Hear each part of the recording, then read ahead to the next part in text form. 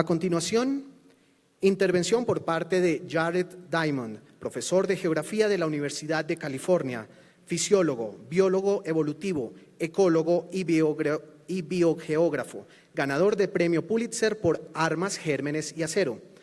Jared Diamond ha trabajado a favor de la ciencia y a partir de la difusión científica ha abordado el pasado, presente y futuro de la humanidad. Profesor, tiene usted la palabra.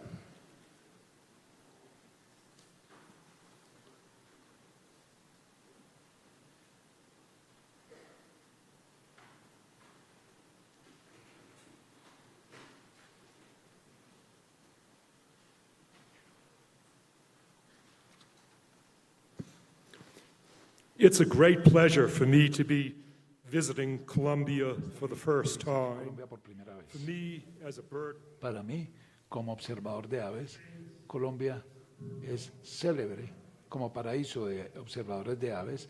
Tiene el número mayor de especies de aves de cualquier otro país del mundo, 2.000 especies. Colombia es también un paraíso para cualquier visitante, no solamente para los observadores de aves.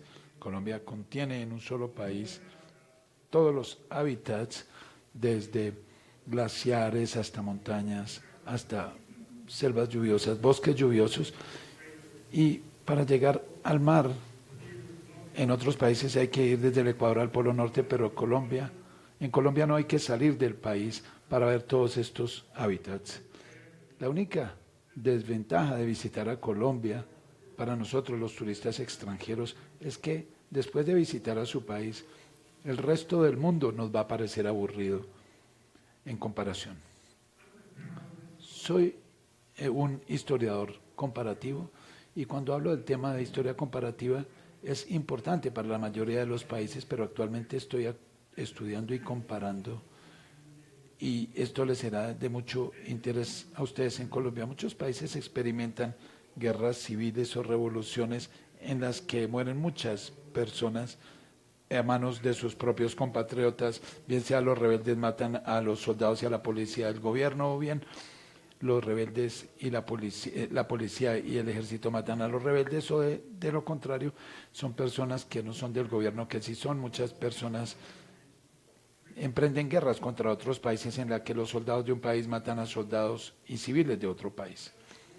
Esas guerras y esas muertes generalmente terminan en una tregua cuando la rebelión o la guerra civil o la guerra internacional llega a su fin. Pero el final de la rebelión o de la guerra civil o de una guerra internacional siempre presenta un problema muy grave, el problema de la reconciliación.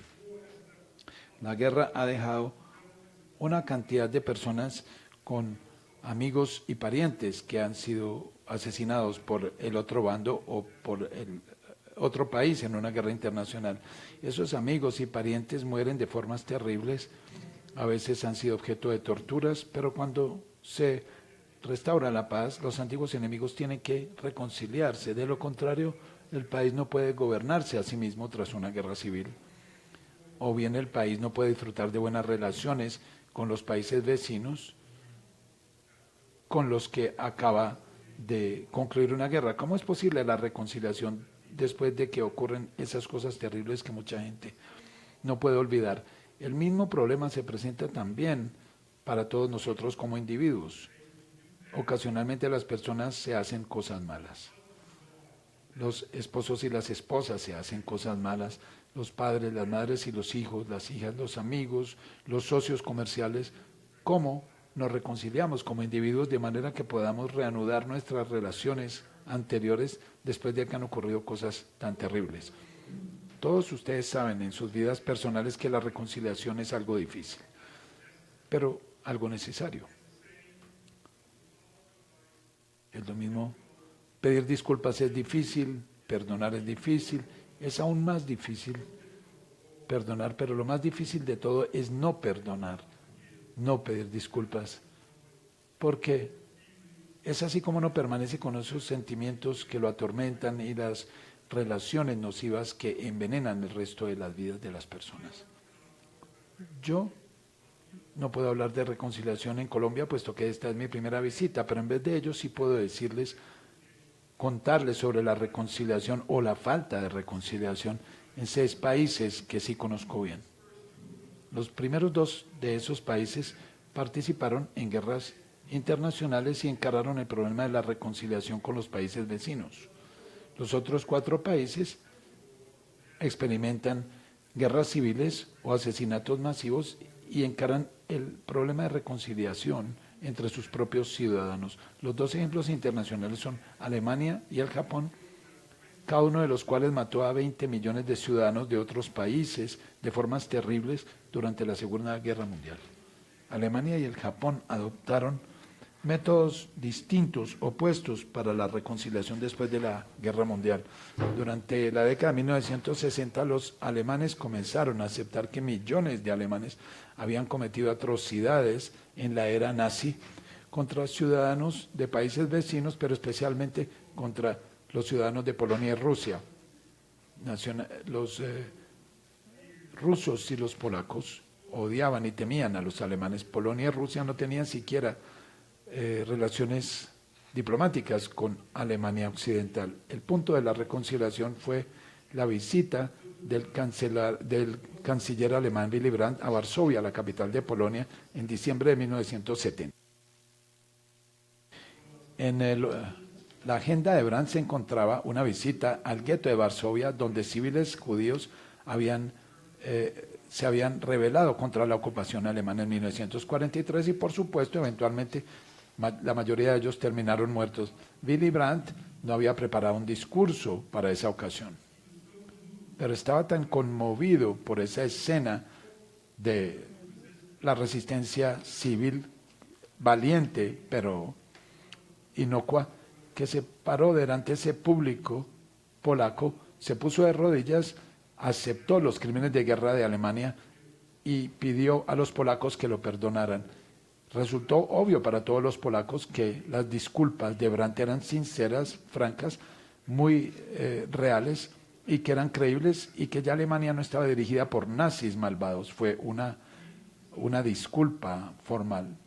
Y el resultado final de esa disculpa fue que Polonia, Rusia y otros países de Europa Oriental reabrieron las relaciones diplomáticas con Alemania Occidental.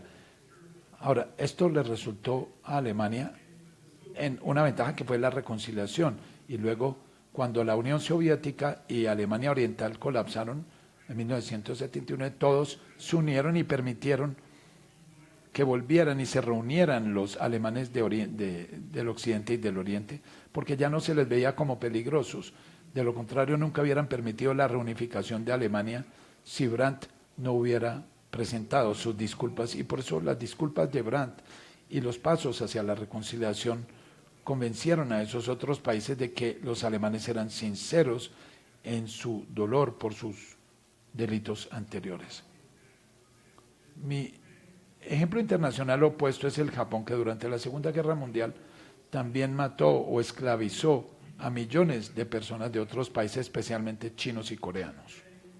Actualmente, más de 70 años después de haber terminado la Segunda Guerra Mundial, muchas personas o muchos líderes japoneses siguen negando las atrocidades cometidas por su país contra ciudadanos chinos y coreanos. Bajo presión para pedir disculpas, los primeros ministros de Japón han preparado unas declaraciones poco emotivas que no significan disculpas ni reconocimiento de los crímenes de guerra y evitan expresar dolor por cualquier cosa o arrepentimiento por cualquier cosa que Japón haya hecho. Como consecuencia, aún en China y en Corea hay mucho odio y temor hacia los japoneses, incluso 70 años después del fin de la Segunda Guerra Mundial. No ha habido reconciliación, pero eso es algo muy peligroso para el Japón, porque el Japón actualmente no tiene un ejército, mientras que la China y Corea del Norte y Corea del Sur tienen grandes ejércitos, y China y Corea del Norte tienen bombas atómicas y bombas de hidrógeno. Antes, si pedir perdón es demasiado doloroso para el Japón, una guerra con la China o con Corea sería incluso más dolorosa para un Japón que no puede defenderse. Esos son mis 2 primeros ejemplos: la reconciliación internacional y sus ventajas, y la falta de reconciliación y sus peligros.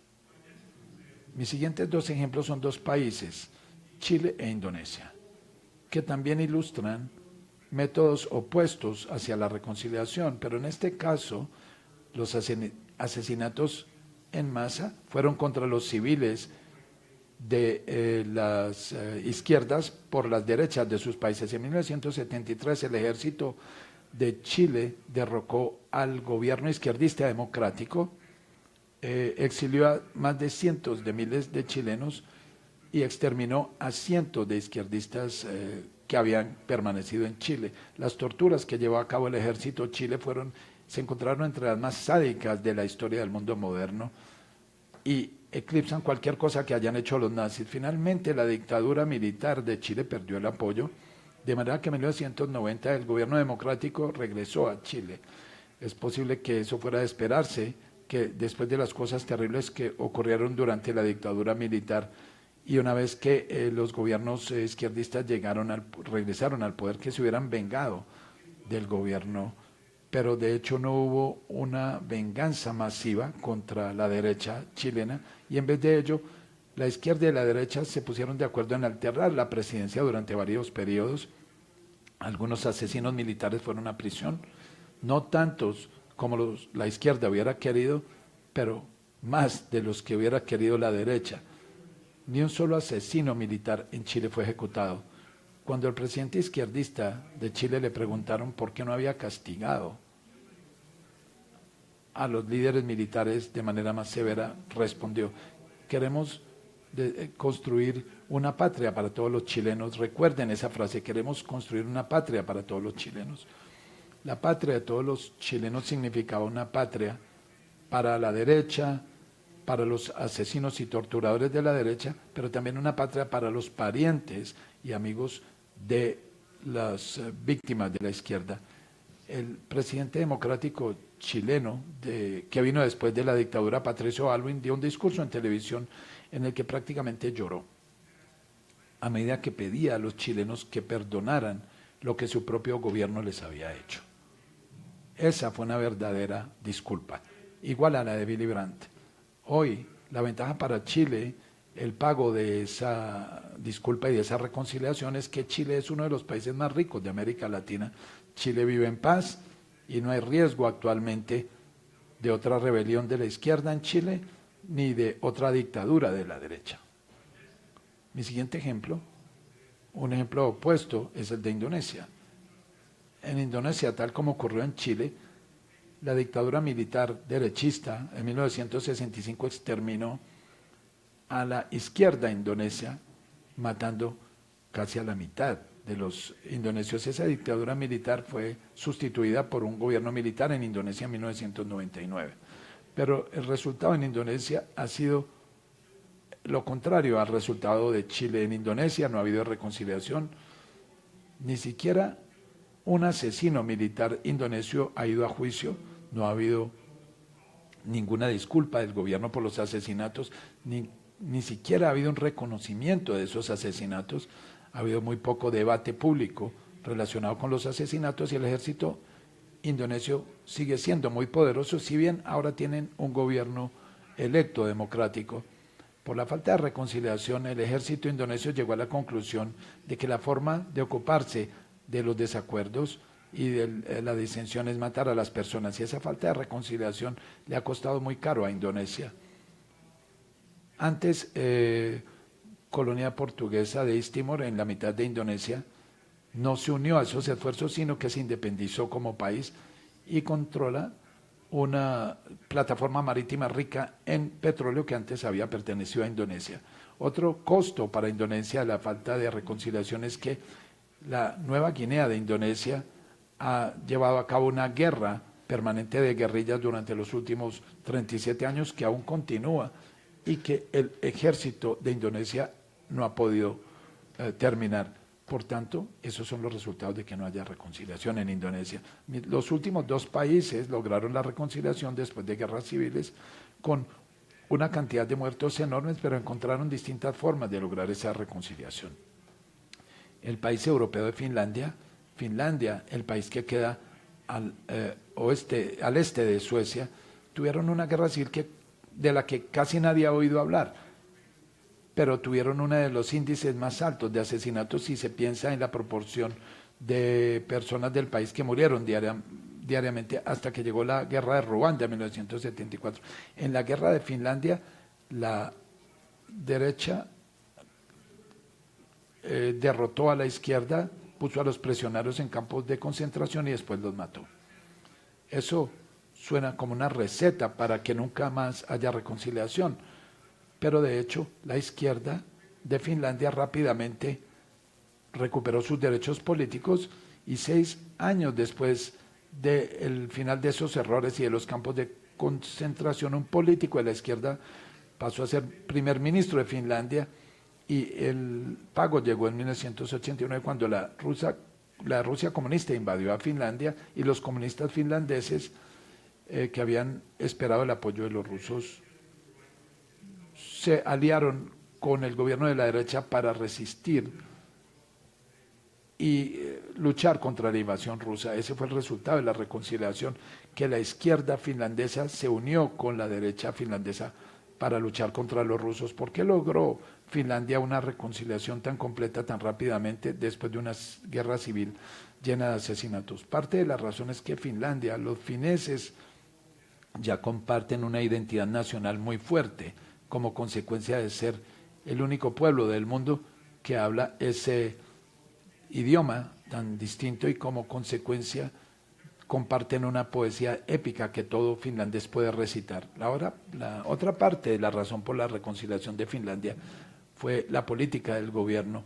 La derecha victoriosa rápidamente le otorgó derechos completos al gobierno y le restauró sus derechos a la izquierda derrotada, contrariamente a lo que ocurrió en España tras el fin de la Guerra Civil Española en 1939, cuando el general Franco y su dictadura derechista procedieron a matar a cientos de miles de izquierdistas españoles tras el final de la Guerra Civil y no les devolvieron sus derechos civiles a la izquierda. El resultado fue que España permaneció y se convirtió en uno de los dos países más pobres de Europa Occidental, mientras que Finlandia, que sí logró una reconciliación, se convirtió en uno de los 9 países más ricos del mundo. El otro país que logró reconciliación después de una guerra civil con una gran cantidad de muertos es el país africano de Ruanda. En el término de 6 semanas, entre abril y mayo de 1984, casi 1 millón de personas que representaban 11% de la población de Ruanda murieron. Es como si aquí en Colombia 1 millón de colombianos murieran cada semana durante 6 semanas, hasta que 6 millones de colombianos y colombianas hubieran muerto. En Ruanda, comúnmente los vecinos se mataban entre sí. Los padrinos y madrinas mataban a sus ahijados y ahijadas. Tienen los Tutsi y los Wad. La mayoría de las víctimas de la guerra civil de Ruanda fueron los Tutsi, pero muchos Hutu y Tuat murieron también. Los asesinatos en Ruanda terminaron únicamente cuando el ejército Tutsi ocupó el resto de Ruanda. Hoy Ruanda es un país en paz. ¿Cómo, por Dios, lograron esa reconciliación después de tantos asesinatos terribles de vecinos? Ruanda no se parece a Finlandia ni a Chile.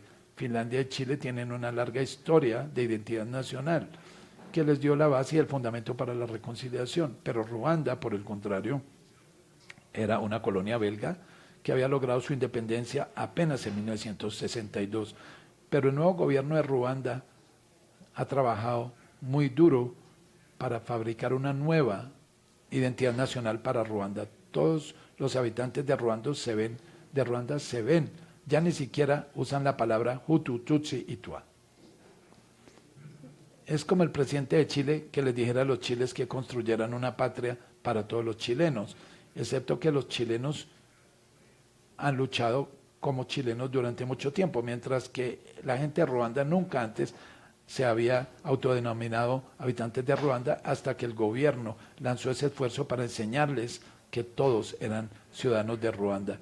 Hoy todas las aldeas de Ruanda tienen un cementerio público o una plaza pública donde se encuentran los cadáveres de los ruandeños que murieron durante la guerra civil. Eso es para recordarles por qué tienen que reconciliarse y para recordarles de lo que podría volver a ocurrir si no siguen reconciliados. Y para resumirles, esos 6 casos de reconciliación y de la falta de reconciliación tras las guerras civiles y las guerras internacionales, podríamos discutir muchos otros casos que les son conocidos a ustedes. Muchos han ocurrido en Sierra Leona, Mozambique, Sudáfrica, Nigeria, Zimbabue. Casos muy bien conocidos que es aquí en Sudamérica. Además de Chile tenemos a Uruguay, a la Argentina, aquí en Colombia misma.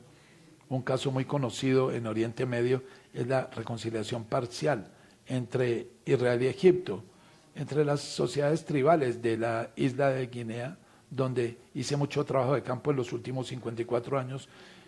Los intentos exitosos o fracasados por la reconciliación están ocurriendo todo el tiempo entre tribus o clanes que se han estado matando durante años. Muchos de esos esfuerzos por la reconciliación han tenido éxito, muchos otros han fracasado. La reconciliación tiene más probabilidades de tener éxito si ambas partes saben que siempre van a estar en contacto unas con otras y que tendrán que entenderse entre sí durante el resto de sus vidas.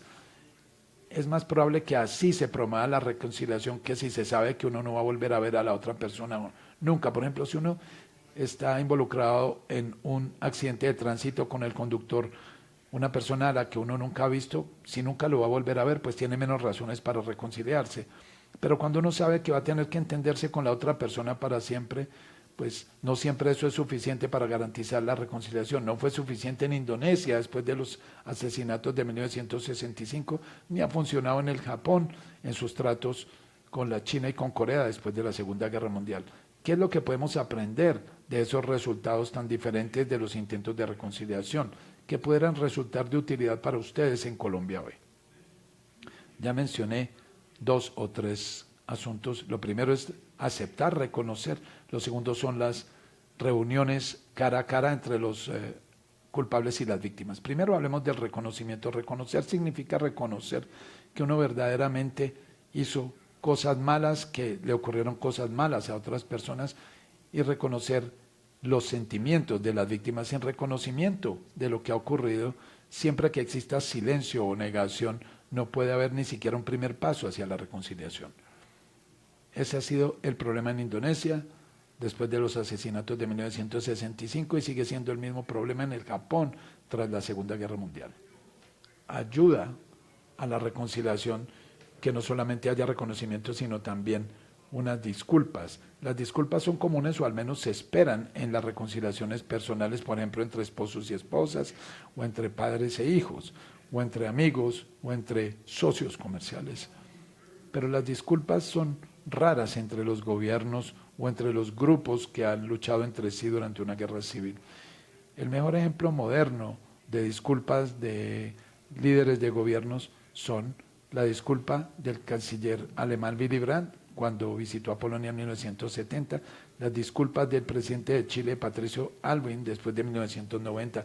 Pero esos casos son las excepciones más raras. Generalmente los gobiernos y sus dirigentes no piden disculpas después de una guerra civil o de una guerra internacional. No obstante, incluso un reconocimiento sin una disculpa puede ayudar mucho a promover la reconciliación. Voy a citar un ejemplo de algo que experimenté en Nueva Guinea. En Nueva Guinea, un amigo mío era dueño de un automóvil que accidentalmente mató a un niño pequeño que atravesaba la calle. El accidente fue falta del niño, no de mi amigo. El niño repentinamente se lanzó a la calle, pero naturalmente el padre y la madre del niño estaban furiosos y estaban amenazando con matar a mi amigo y a sus empleados. Mi amigo sabía que esta era una situación peligrosa. Mi amigo fue al funeral del niño. Estábamos en primera fila con el padre y la madre del niño muerto y los parientes del mismo. Y mi amigo dio un discurso. Y en su discurso no podía pedir disculpas porque él no había sido responsable del accidente, pero sí pudo aceptar, reconocer. Miró cara a cara a la madre y al padre del niño muerto. Les dijo que era el discurso más doloroso que había tenido que dar en su vida. Estaba llorando a medida que hablaba y le dijo a la madre y al padre: puedo comprender lo que les está ocurriendo porque tengo hijos, yo mismo imagino cómo me sentiría si alguno de mis hijos muriera y por eso puedo comprender parte de lo que ustedes están sintiendo tras la muerte de su hijo. Reconozco sus sentimientos y ese reconocimiento no estuvo acompañado de una disculpa, pero el reconocimiento fue suficiente para la madre y el padre de ese niño, y así eligieron no vengarse de mi amigo. Mencioné una segunda característica de la reconciliación, y es que uno quisiera creer que la reconciliación lleva a todo el mundo a la felicidad. No es así. El resultado de la reconciliación, de las reconciliaciones entre naciones, los resultados de las reconciliaciones exitosas es que todo el mundo se siente inconforme.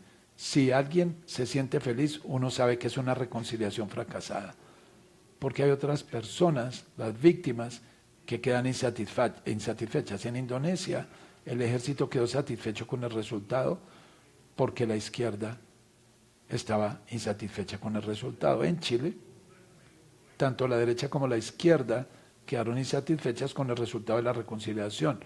La izquierda quería más castigo para los asesinos, la derecha quería menos castigo para los asesinos, pero la reconciliación tuvo éxito. Fue una reconciliación exitosa. Y estas son en aquellas en que todo el mundo queda insatisfecho. Siempre queda gente insatisfecha. Hay quejas sobre los intentos de reconciliación en Chile, quejas que dicen que se ha hecho demasiado, se les han hecho demasiadas concesiones a algunos grupos, y como consecuencia aquí en Colombia hay muchas personas que están insatisfechas con la reconciliación. Yo tomo la insatisfacción en Colombia como un signo de que la reconciliación va en la dirección correcta en Colombia, porque hay gente insatisfecha. Si los colombianos estuvieran satisfechos con la reconciliación, yo sabría perfectamente que la reconciliación no está funcionando. Lo que queda por decir y que puede facilitar la reconciliación, además del reconocimiento, son las reuniones arregladas cara a cara entre los culpables y las víctimas, o entre los culpables y los parientes de las víctimas, si las víctimas ya están muertas. Ha habido muchas reuniones de esa naturaleza en Sierra Leona, en Sudáfrica, en Mozambique y por supuesto en Nueva Guinea. Las reuniones, esas reuniones personales cara a cara, nunca constan únicamente de los culpables y las víctimas sentándose a hablar, porque eso podría degenerar en unos alegatos y gritos. En vez de ello, las reuniones las dirige un facilitador que se asegura de que cada persona tenga la oportunidad de hablar y de que la otra guarde silencio mientras tanto. La víctima o los parientes de la víctima miran a los ojos al culpable, le dicen al culpable qué fue lo que les ocurrió a ellos y cuán doloroso fue lo que les ocurrió. Ver, por ejemplo, que su hijo resultara muerto. El culpable puede mirar a los ojos a la víctima y reconoce que acaba de escuchar lo que dijo la víctima y que comprende los sentimientos de la víctima, incluso si no termina pidiendo disculpas, ofreciendo disculpas por lo que hizo. Estas experiencias en los distintos países demuestran que esas reuniones llevan a mejor cooperación, mejor gobierno, mejores relaciones políticas, sociedades más saludables, más sanas y paces más duraderas. Esa es la razón para celebrar esas reuniones cara a cara, pero las reuniones cara a cara generalmente resultan ser muy dolorosas para las personas involucradas, especialmente las víctimas.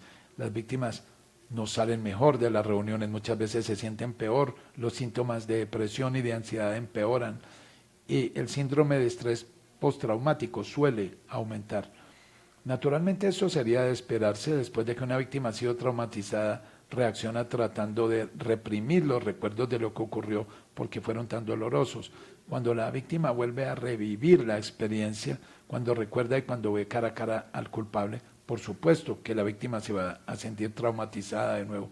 Por eso es fundamental que durante esas reuniones, ya se celebren en Colombia o en Sierra Leona, esas reuniones cara a cara tienen que incluir no solamente al moderador, sino también deben incluir un seguimiento de profesionales capacitados o de terceros, como por ejemplo psicólogos que estén capacitados para ayudar a las víctimas a enfrentar los sentimientos provenientes de revivir esas experiencias traumáticas. Y por eso el país, bien sea Colombia u otro país, si se van a disponer esas reuniones cara a cara entre culpables y víctimas, pues esto es bueno para la sociedad y para el gobierno, pero es importante que el gobierno del país también ponga a disponibilidad cientos de psicólogos bien capacitados y otros profesionales para ayudarles a las víctimas a tratar, a encarar ese trauma.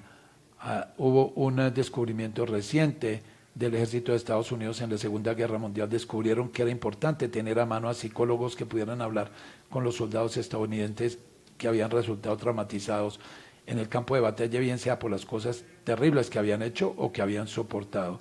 Por eso había muchos psicólogos disponibles en Estados Unidos listos para hablar con los soldados estadounidenses que regresaban de Irak o de Afganistán. No son suficientes nunca, pero de todas maneras hay muchos. Mi esposa fue psicóloga clínica y siempre estuvo disponible para hablar con los soldados que regresaban de Irak o de Afganistán. ¿Cómo aplica todo esto a Colombia? Eso lo tienen que descubrir ustedes. Ustedes conocen bien a Colombia, yo no. Me parece a mí, como extranjero, que hay una característica distintiva de la situación de Colombia, y es que, a diferencia del caso de Alemania y de Polonia y de Rusia, y a diferencia del caso de Japón y de China y de Corea, en Colombia no ha habido grupos individuales que hayan ejecutado actos malvados contra otro grupo que sea solo de víctimas. Eso fue lo que ocurrió en Alemania. Fue Alemania la que cometió todas esas atrocidades. También fue lo mismo que ocurrió en Chile después de 1990 entre la derecha, los militares de la derecha que habían asesinado y torturado a la izquierda, y así los de la izquierda habían sido los torturados y los asesinados. Ahora, eso es lo que tengo entendido. Claro que ustedes lo saben mejor que yo, pero lo que tengo entendido es que en Colombia ha habido muchos grupos distintos que simultáneamente han cometido crímenes contra otros, pero que también a su vez fueron víctimas de otros grupos. Y en la reconciliación es fundamental que todos los grupos participen, no solamente unos grupos. Me dicen que hubo que en 1957 fracasaron los intentos de reconciliación en Colombia porque no todos los grupos participaron en los intentos de reconciliación. Tal vez, paradójicamente, esa característica de Colombia, que no exista una división clara entre los culpables y las víctimas, sino que hay culpables, víctimas, otro grupo de culpables, otro grupo de víctimas, tal vez eso podría convertirse en una ventaja en Colombia. Colombia no tiene una división muy clara entre un grupo que reconoce exclusivamente ser el perpetrador, como por ejemplo ocurre en Sudáfrica, y otro grupo que está compuesto únicamente de víctimas como los negros en Sudáfrica. En Colombia, en cambio, tienen distintos grupos y cada uno de ellos puede reconocer al otro lo que hizo, y cada uno de ellos podría reconocer también ante el otro grupo lo que sufrió. Pero en cuanto a ustedes en Colombia, son ustedes los que tienen que encontrar cómo ese hecho puede tomarse en consideración en los intentos de reconciliación en Colombia. Voy a concluir con esa frase que creo que lo resume todo para nosotros como individuos y para el pueblo de Colombia o de cualquier otro país. Reconocer u ofrecer disculpas es doloroso, perdonar es aún más doloroso, casi imposible, pero no reconocer, no ofrecer disculpas y no perdonar es peor, es más doloroso y es lo que significa lo más imposible de todo. Gracias.